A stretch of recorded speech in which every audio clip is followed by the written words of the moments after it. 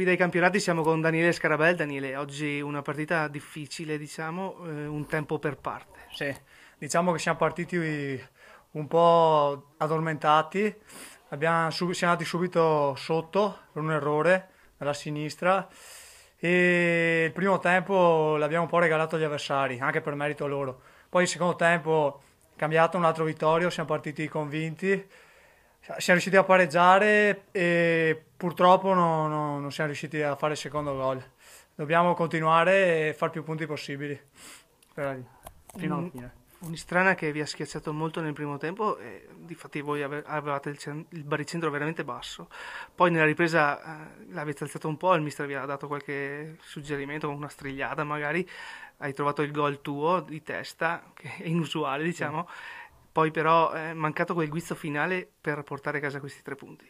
Sì, diciamo che dalla tre quarti in giù, bene, magari ci è mancata un po' l'ultima giocata, l'ultimo passaggio, quello che poteva darci lo spunto per la vittoria.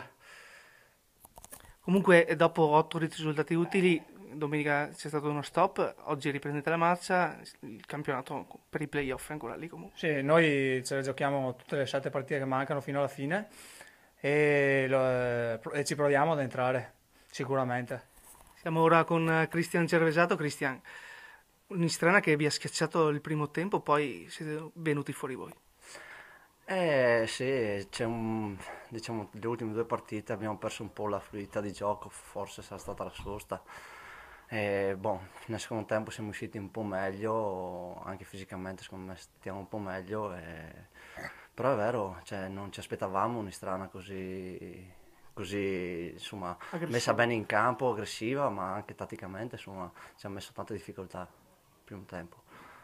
Poi nella ripresa avete trovato il gol del pareggio, poi è mancato magari nel finale il guizzo per trovare il gol del 2-1. Eh sì, loro sono abbassati anche, quindi gli spazi erano un po' più piccoli, cioè, erano un po' più chiusi, quindi siamo andati un po' in difficoltà, diciamo, a trovare l'ultimo passaggio, il passaggio filtrante.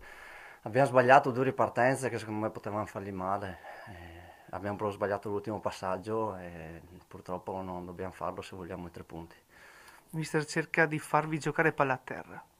Eh sì, cerca di farci giocare a terra, però anche oggi il campo da fuori sembra bellissimo, però rimbalza male e non è solo il campo che ci crea questa difficoltà e come ripeto è proprio le ultime due prestazioni che siamo un po' calati a livello mentale negli appoggi, negli scambi e in queste cose qua. Ringraziamo Cristian. Grazie a voi.